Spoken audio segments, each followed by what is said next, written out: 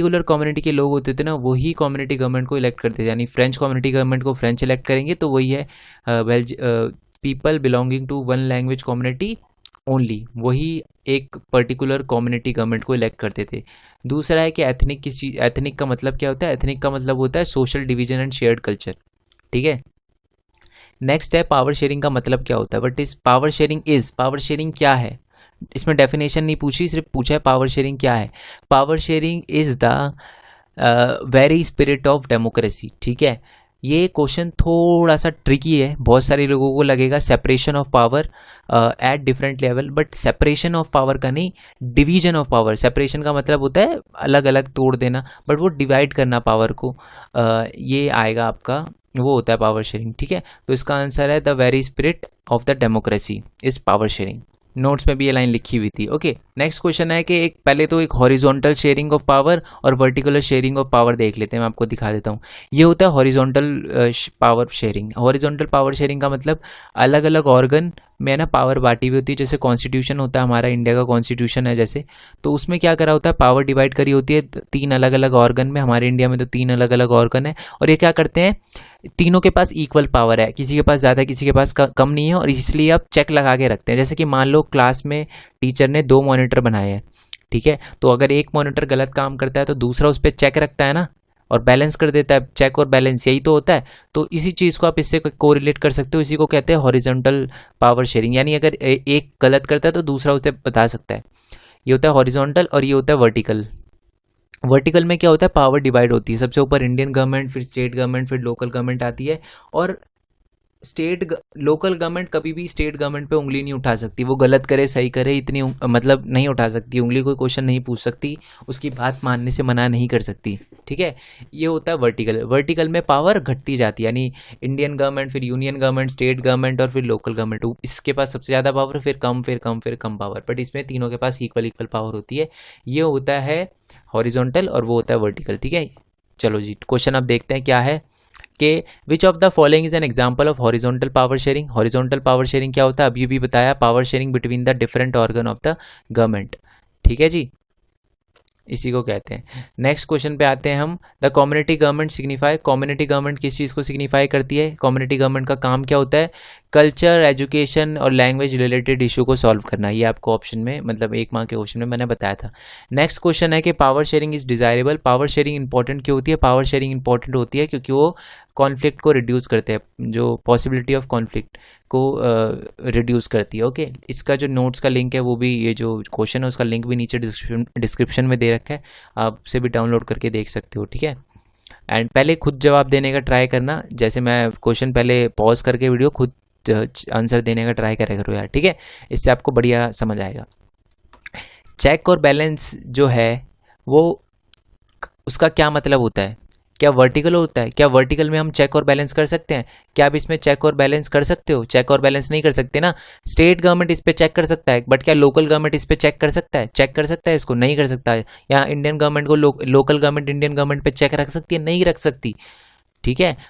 Check रख सकती है हॉरिजॉन्टल फॉर्म ऑफ गवर्नमेंट में। अब इस वाले आंसर में हमको यही देखना है कि कौन सा ऑप्शन है जो हॉरिजॉन्टल पावर शेयरिंग से मिलता जुलता है। Vertical power sharing, vertical distribution of power, यानी पहला तो नहीं है। दूसरा सेपरेशन ऑफ पावर, दूसरा भी नहीं है। सेपरेशन ऑफ पावर तो दोनों होते हैं, वर्टिकल और हॉरिजॉन्टल, तो इससे भी हमें अच्छे से आंसर नहीं मिलता। फेडरल डिवीजन ऑफ पावर, ये भी नहीं है। अभी एक बार पढ़ लेते हैं। Put a check on a exercise of unlimited power of organ. Unlimited power of organ पे चेक रखती है of the government by maintaining the balance of the power among the various institution. यानी वेरियस इंस्टीट्यूशन पे power balance करती है, यानी answer C correct है। Next question है अपना कि जो क्या है question, which of the following feature of the common of the Indian and the Belgium power sharing arrangement. Belgium और इंडिया की पावर शेयरिंग अरेंजमेंट में क्या क्या चीज़ें हैं? ठीक है। सबसे पहले तो power is shared among the government at the different level. Different level पे पावर डिवाइड होती है, जैसे इंडिया में भी है। इंडिया में भी पावर डिवाइड होती है, जैसे यूनियन गवर्नमेंट, फिर स्टेट गवर्नमेंट। बेल्जियम में भी ऐसा ही था, बेल्जियम में भी स्टेट गवर्नमेंट को भी पावर दी गई थी। वो अलग बात है, स्टेट गवर्नमेंट को ज़्यादा पावर बाद में दे दी गई थी, बट पहला भी मिलता है, पहला भी करेक्ट है। Power is shared among the different organ of the government, बिल्कुल। बेल्जियम में भी यही था, लेजिस्लेचर, एग्जीक्यूटिव और जो अपना जुडिशरी है, इंडिया में भी वही है, सही है, यानी ये भी सही है। Power shared among the different social group, बिल्कुल। बेल्जियम में भी देखो कम्युनिटी गवर्नमेंट बनाई थी और पावर डिफरेंट सोशल ग्रुप में बांट दी थी, और इंडिया में भी ऐसा ही होता है। इंडिया में भी अगर आप मुस्लिम्स कम्युनिटी को देखो तो उनके लिए एक अलग से एक वो होता है, मुस्लिम लॉ बोर्ड, ठीक है। मेरे को पता चला है, थोड़ा सा मैंने रिसर्च करी थी तो पता चला था कि उनके लिए भी एक सोशल ग्रुप होता है ना। तो वो चाहे तो अपने अपने जो भी प्रॉब्लम होती है उसमें बता सकते हो, और ऐसे ही सब कम्युनिटी में होती है, हिंदू में भी होता है, क्रिश्चियंस में भी होता है, ठीक है। तो यानी सी भी सही है। Power is shared among the different parties and take the form of competition.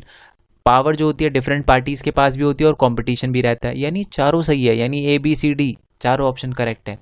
Next question पे आते हैं हम। In dealing with the power sharing which of the following statement is not correct about the democracy, ठीक है। Democracy में क्या क्या चीज़ें ऐसी है जो, इसमें से कौन सी चीज़ है जो नहीं होती, हमेशा नहीं होती। पहला, people is a source of all the political party या पॉलिटिकल पावर, बिल्कुल। लोग ही तो वोट दे के पॉलिटिकल पावर बनाते हैं, लोग ही तो वोट दे के पॉलिटिकल लीडर बनाते हैं, तो लोग ही सोर्स है पॉलिटिकल पावर का। नेक्स्ट है, in a democracy people rule themselves through the institution of self governance, बिल्कुल बिल्कुल सही बात है। जो डेमोक्रेसी में लोग ही खुद पे एक तरह से गवर्नेंस रखते हैं, कैसे? वो इंस्टीट्यूशन वगैरह को, जुडिशरी वगैरह को खुद, मतलब वोट देकर जिनको भी वो चुनते हैं वही बैठते हैं लेजिस्लेचर वगैरह में, एग्जीक्यूटिव वगैरह में, पॉलिटिकल और पॉलिटिकल एग्जीक्यूटिव, तो हम खुद पे ही गवर्न करते हैं, है ना। हम खुद के ही वही हैं, एक तरह से लोग कहते हैं ना कि लोग ही डेमोक्रेसी में वो होते हैं, लीडर होते हैं, तो वही है ये। In a democracy due respect is given to the diverse social group and the view that exist in the society, बिल्कुल।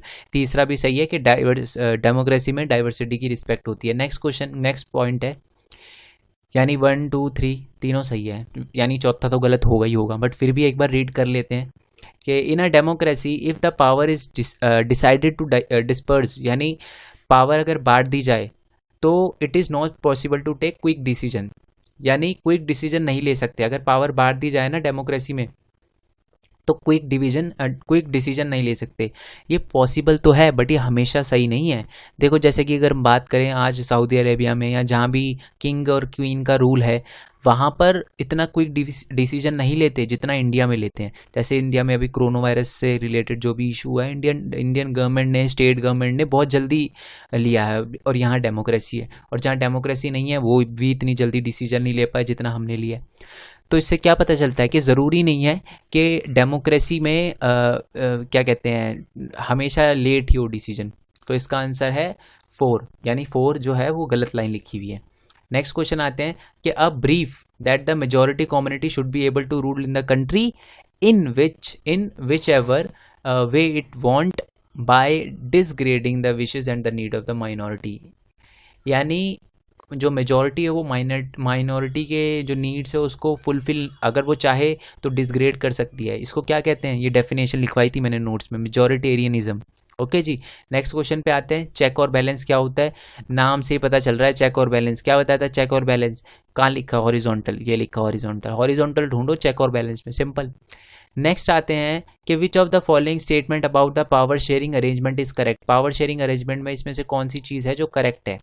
ठीक है, अब इसमें पढ़ते हैं कि power sharing is necessary only in the society which have religion, linguistic और ethnic division. क्या ये सही है?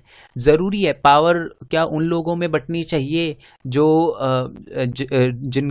जिस कंट्री में या जिस सोसाइटी में बहुत सारी रिलीजन हो, बहुत सारी लैंग्वेज हो, बहुत सारे एथनिक डिवीजन हो।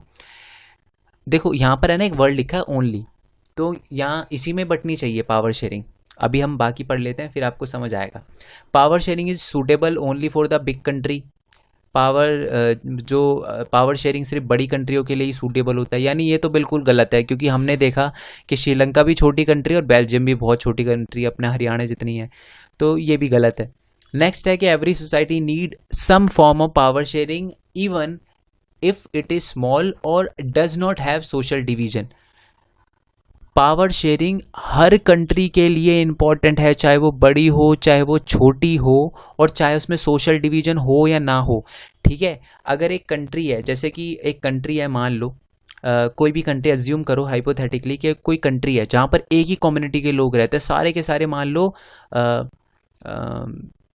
हिंदू ही रहते हैं, मान लो अज्यूम करो हिंदू ही रहते हैं, ठीक है। तो हिंदू में भी अलग अलग कैटेगरी होती है ना। तो हिंदू में भी अलग अलग सोशल डिवीजन में भी पावर बटी हुई होनी चाहिए। तो इसलिए ज़रूरी नहीं है पावर हर, चाहे सोशल डिवीजन हो या ना हो, पावर शेयरिंग बटी हुई होनी ही चाहिए, ठीक है जी। तो इसका आंसर है सी।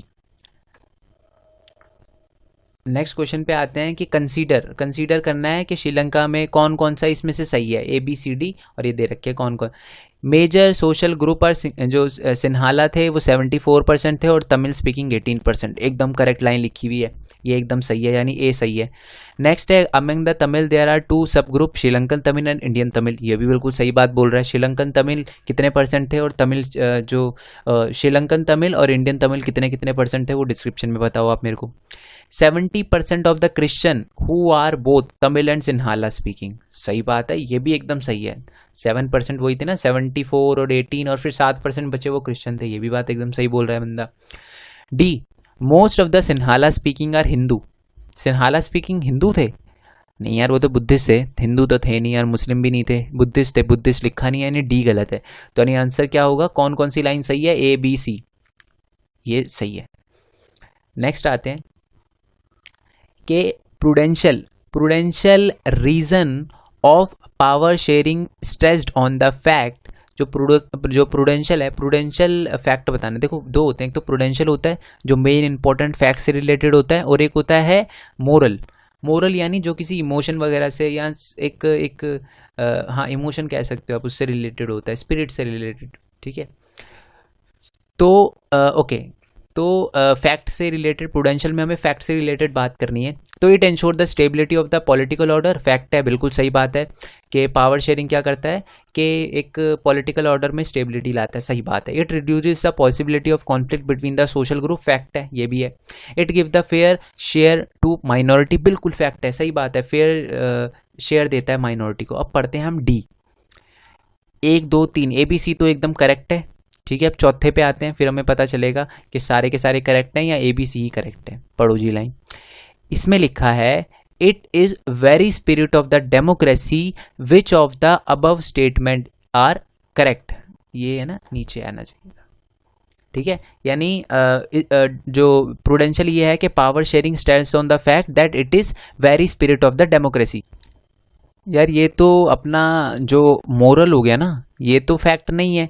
It is the very spirit of democracy, यानी डेमोक्रेसी के लिए बहुत ज़्यादा इंपॉर्टेंट है, कोई फैक्ट थोड़ी ना है, ये तो मोरल है।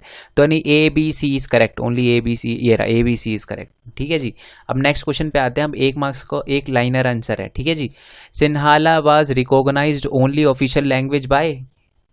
सिन्हाला को ऑफिशियल लैंग्वेज जो बनाया गया था वो कब बनाया था और किसने बनाया था, यानी क्या हुआ था।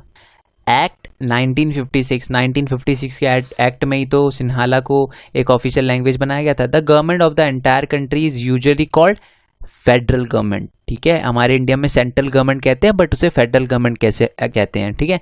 फेडरल गवर्नमेंट होता है जो एंटायर कंट्री की गवर्नमेंट होती है, उसको फेडरल गवर्नमेंट कहते हैं। सेंट्रल गवर्नमेंट भी लिखोगे तो मैडम नंबर नहीं काटेगी बेटा, फेडरल गवर्नमेंट लिखना, ओके जी। नेक्स्ट क्वेश्चन है कि a belief that the majority community and should be able to rule the country which has mean to discrediting the wishes of need of the minority is known as। ऊपर वाले MCQ में एक question था, majoritarianism dash is referred to as a social division based on the culture and language। किसे कहते हैं उसे जो कल्चर और लैंग्वेज के बेसिस पे डिवीजन होता है, एथनिक ग्रुप, ठीक है जी। नेक्स्ट क्वेश्चन आता है community government is a specific type of government. किस कंट्री में थी ये community government, Belgium. Dash was amendment 4 time between 1970 to 1993। कहाँ हुआ था ये हुआ था अपना बेल्जियम कॉन्स्टिट्यूशन में, 4 बार अमेंडमेंट हुए थे ना, तो बेल्जियम कॉन्स्टिट्यूशन इसका आंसर है। Power sharing is distribution of the power at only 1 level of government. क्या पावर शेयरिंग का मतलब ये होता है कि सिर्फ एक ही टाइप की गवर्नमेंट में पावर शेयर होगी? बिल्कुल नहीं, फॉल्स। अलग अलग टाइप में होती है ना, और उसमें लेजिस्लेचर, एग्जीक्यूटिव, वो सिर्फ 1 लेवल नहीं होती। जैसे इंडियन गवर्नमेंट, फिर नीचे आती है सेंट्रल गवर्नमेंट, फिर यूनियन स्टेट गवर्नमेंट, फिर लोकल गवर्नमेंट, तो यानी ये फॉल्स है। नेक्स्ट है कि power sharing arrangement among the different group of the government is known as horizontal power sharing. जो अलग अलग डिफरेंट ऑर्गन में जो पावर बांटी जाती है उसी को कहते हैं क्या, हॉरिजॉन्टल शेयरिंग। बिल्कुल ट्रू। अब आते हैं हम इस पे, मैच द फॉलोइंग है ये। अच्छा ये रह गया, 2 लैंग्वेज ऑफ श्रीलंका बतानी है। 2 लैंग्वेज है श्रीलंका की, इंग्लिश और सिंगालीज। क्या ये बात सही है? नहीं जी, इंग्लिश नहीं है, वो तमिल है। ठीक है, तो यानी ये फॉल्स है। नेक्स्ट वाले क्वेश्चन पे आते हैं कि ये मैच द फॉलोइंग करना है। तो सबसे पहले तो कोलिजन गवर्नमेंट, कोलिजन गवर्नमेंट का मतलब क्या होता है आपको पता ही है, वो गवर्नमेंट जो 1 और मोर पॉलिटिकल पावर से मिलकर बनी हो। 1 और मोर पॉलिटिकल पावर कहाँ लिखा, ये लिखा जी, 1 और मोर पॉलिटिकल पार्टीज, यानी ए का हो गया second. Civil war, civil war का मतलब आपको पता ही है, श्रीलंका में सिविल वॉर स्टार्ट हो गई थी जब 2 कंट्री के अंदर ही 2 लोग आपस में खून खराबा लड़ने लग जाए। तो खून खराबा लड़ने लग जाए, खून खराबा ये लिखा जी, violent conflict between the opposing group, इसका ये हो गया। चेक और बैलेंस आपको पता ही है, चेक और बैलेंस ये लिखा जी, चेक चेक तो यही लिखा है, तो इसको मिला दो। बाकी कम्युनिटी गवर्नमेंट क्या होती है, power among the share the different social group. ठीक है, ये है ना, इस तरफ आना चाहिए था सोशल ग्रुप। ठीक है, तो ये हो गया, सारे के सारे मैच हो गए।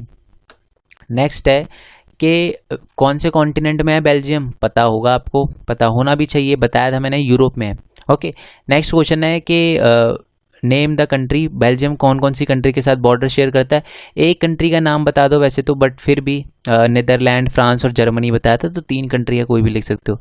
नेक्स्ट क्वेश्चन जो आपके 2014 के क्वेश्चन पेपर में भी आ रखा है कि which 2 language are generally spoken in Belgium, कौन कौन सी 2 लैंग्वेज बोली जाती थी बेल्जियम में। मेन 2 बड़ी बड़ी लैंग्वेज, फ्रेंच और डच। जर्मन बहुत छोटी थी उसलिए उसका नाम लिखने की जरूरत नहीं है, बट 2 लैंग्वेज ही पूछिए तो डच और फ्रेंच। नेक्स्ट क्वेश्चन है आपका, which language is spoken majority of the population in Brussels, जो अपना ब्रुसेल्स था बेल्जियम की जो कैपिटल थी, उसके अंदर सबसे ज़्यादा जो लैंग्वेज थी वो कौन सी बोली जाती थी, वो बोली जाती थी जी फ्रेंच। ठीक है जी, फ्रेंच लैंग्वेज बोली जाती थी। ओके, एंड ये छोड़ तो नहीं दिया, ओके ये रहा एक क्वेश्चन, ये रहा, ये भी छोड़ दिया शायद मैंने। Where does the majority of the population live in Belgium, Belgium की जो मेजॉरिटी पॉपुलेशन थी वो कहाँ रहती थी, कौन से रीजन में रहती थी। चलो ये आप मेरे को कमेंट बॉक्स में कमेंट करके बताना, ठीक है जी। Mention the minority community that was related rich and powerful, rich और पावरफुल कौन सी कम्युनिटी थी, फ्रेंच कम्युनिटी जो थी वो बहुत ही ज़्यादा रिच और पावरफुल थी। नेक्स्ट क्वेश्चन है, which social group constituted the largest share of population in Sri Lanka, Sri Lanka में कौन से सोशल ग्रुप सबसे ज़्यादा था, सिन्हाला स्पीकिंग। ठीक है, 2 सब ग्रुप बताओ तमिल के। श्रीलंका में 2 टाइप के तमिल थे, एक तो इंडियन तमिल और दूसरे श्रीलंकन तमिल। ठीक है, इंडिया से गए हुए तमिल को इंडियन तमिल कहते हैं। नेक्स्ट क्वेश्चन है, आफ्टर इंडिपेंडेंस, आज़ादी के बाद श्रीलंका, अच्छा श्रीलंका को है ना एक और बात, सिलोन भी बोला जाता था। आई डोंट नो इस वाले में मैंने लिखा है क्वेश्चन या नहीं लिखा, बट सिलोन कहा जाता था। 1 नंबर में क्वेश्चन आता है आपको कि श्रीलंका को क्या कहा जाता था, पहले सिलोन बोला जाता था। ठीक है, after independence Sri Lanka witness a supremacy in which of the community, सबसे ज़्यादा मतलब कौन बड़ा बन गया था, सिन्हाला कुछ ज़्यादा ही डोमिनेट करने लग गए थे। ठीक है, नेक्स्ट क्वेश्चन है आपका कि which is the official religion of Sri Lanka, 1956 में क्या एक्ट आया था जिसमें बुद्धिस्ट को एक ऑफिशियल लैंग्वेज बताया था श्रीलंका का।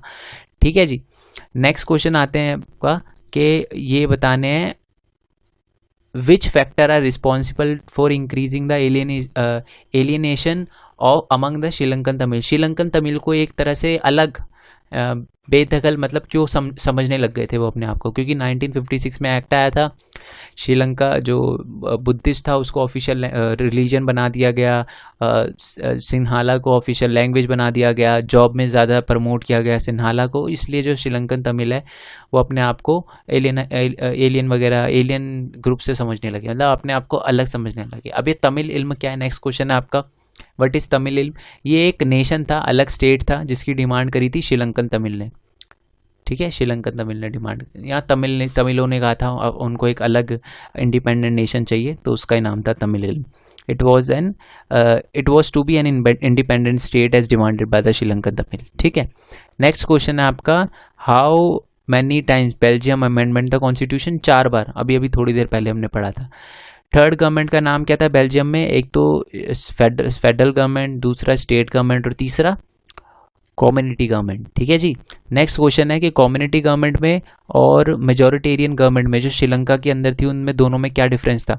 कम्युनिटी गवर्नमेंट क्या थी, पर्टिकुलर रिलीजन के रिलेटेड इशू वगैरह को सॉल्व करती थी, जबकि जो मेजॉरिटेरियन गवर्नमेंट थी वो अपने ही मेजॉरिटी का ही ख्याल रखती थी, सिर्फ जो सिन्हाला थे उन्हीं के ऊपर लॉ बनाती थी, उन्हीं के फेवर में लॉ बनाती थी। ठीक है। But community government, her community की अलग अलग गवर्नमेंट थी, फ्रेंच की अलग गवर्नमेंट थी और डच की अलग गवर्नमेंट थी, जो इशू थे ना उनके कल्चर रिलेटेड और लैंग्वेज रिलेटेड इशू, उसको सॉल्व वगैरह करती थी। ठीक है। यूरोपियन यूनियन का हेडक्वार्टर कहाँ है, पता है आपको, ब्रुसेल्स में, क्योंकि बेल्जियम की बहुत तारीफ हुई थी जब उसने पावर शेयरिंग से अपने कॉन्फ्लिक्ट को सुधार लिया था। ठीक है। नेक्स्ट क्वेश्चन है आपका कि what is power sharing. Power sharing पता ही है आपको, power sharing mean sharing of responsibility and power by the different organ of the government. Government के डिफरेंट ऑर्गन में जो पावर बांटी जाती है और रिस्पॉन्सिबिलिटी बांटी जाती है, इसी को हम पावर शेयरिंग कहते हैं। अब नेक्स्ट क्वेश्चन है कि why power sharing is essential for the democracy. Democracy के लिए पावर शेयरिंग एसेंशियल क्यों है? बिकॉज कॉन्फ्लिक्ट को रिड्यूस करने में, दो सोशल ग्रुप में या दो से ज़्यादा सोशल ग्रुप में जो कॉन्फ्लिक्ट होता है उसको सॉल्व करने में हेल्प करती है। नेक्स्ट क्वेश्चन है कि विच इज़ द प्रूडेंशियल और मोरल। वही है, प्रूडेंशियल और मोरल जो होते हैं उसमें क्या डिफरेंस होता है, प्रूडेंशियल पावर शेयरिंग में और moral reason of power sharing में क्या डिफरेंस है। तो प्रूडेंशियल में क्या है, the power sharing in democracy reduce a possibility of conflict. जो मतलब दो अलग अलग ग्रुप के बीच में कॉन्फ्लिक्ट ख़त्म करने में जो रीज़न सामने आते हैं उसको हम कहते हैं प्रूडेंशियल रीजंस। और मोरल रीज़न का मतलब होता है in a democracy citizen have right to be consulted how to be government, how they are to be formed, या गवर्नमेंट कैसे बननी चाहिए, तो इसको कहते हैं मोरल रीज़न। ठीक है जी। प्रूडेंशियल रीज़न जो फैक्ट और फिगर पे ज़्यादा निर्भर करती है और जो जिसका मेन रीज़न हो कि कॉन्फ्लिक्ट खत्म हो, उसको हम प्रूडेंशियल रीज़न कहते हैं। और मोरल रीज़न का मतलब होता है कि डेमोक्रेसी में कैसी गवर्नमेंट होनी चाहिए, इस पे सारे कंसल्ट करें, इसको कहते हैं मोरल रीज़न। ठीक है। अगर ये आपको लाइन समझ नहीं आई तो कोई दिक्कत नहीं, मैं वैसे तो आप लिख लेना, जो मैं लाइन बोल रहा हूँ उसको लिख सकते हो आप। सेपरेशन ऑफ पावर का मतलब क्या होता है? सेपरेशन ऑफ पावर का मतलब होता है कि जब डिफरेंट ऑर्गन में पावर बढ़ जाती है, डिफरेंट जुडिक्शन मतलब उनकी जुडिक्शन अलग अलग हो जाती है, उसी को हम कहते हैं सेपरेशन ऑफ पावर। ठीक है। The separation of power is the power sharing among the different organ of the government with their specific जुडिक्शन। ठीक है। ओके। और चेक और बैलेंस क्या होता है? चेक और बैलेंस कौन सी पावर शेयरिंग में आती है? हॉरिजॉन्टल वाले में आती है चेक और बैलेंस वाला, है ना। नेक्स्ट क्वेश्चन है कि in which form of power sharing power is shared at the different level of government. Power sharing मतलब किस में होती है? जिसमें अलग अलग डिफरेंट लेवल पे होती है। देखो इसमें लेवल बोला गया है, लेवल वाला कौन सा था? ये है लेवल वाली, तो यानी vertical power sharing. Next question आते हैं,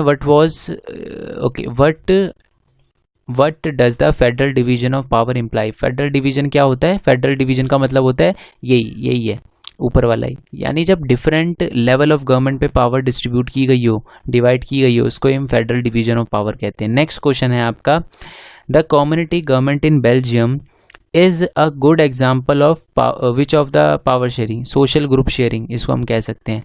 ठीक है, जिसमें सोशल ग्रुप में भी पावर बांटी गई थी। नेक्स्ट क्वेश्चन है आपका कि विच of the proportion of Tamil Sri Lankan की पॉपुलेशन कितनी, श्रीलंकन तमिल की पॉपुलेशन कितनी थी, या श्रीलंका में तमिल की पॉपुलेशन कितनी थी? ये तो बहुत इजी क्वेश्चन है, पता ही होगा। 18% टोटल थी और 5% इंडियन तमिल और 13% Sri Lankan Tamil. What do you mean by check? और वही बार बार यही क्वेश्चन आ रहा है, इसलिए इंपॉर्टेंट क्वेश्चन है, देख कर जाना। 3 नंबर और 5 नंबर के क्वेश्चन में भी ये क्वेश्चन आएगा। Check and balance is a system in which each organ of the government keep a check on another. एक इंस्टीट्यूशन या एक ऑर्गन दूसरे ऑर्गन पे चेक रखता है, which result a balance of power among the various institution, जिसमें balance रहता है पावर। ठीक है। It ensure that none of the organ can exercise unlimited power. और ये भी एंश्योर करता है कि किसी भी ऑर्गन के पास अनलिमिटेड पावर ना आ जाए। ठीक है। कोलिजन गवर्नमेंट क्या होती है? जिसमें वन और मोर टाइप की गवर्नमेंट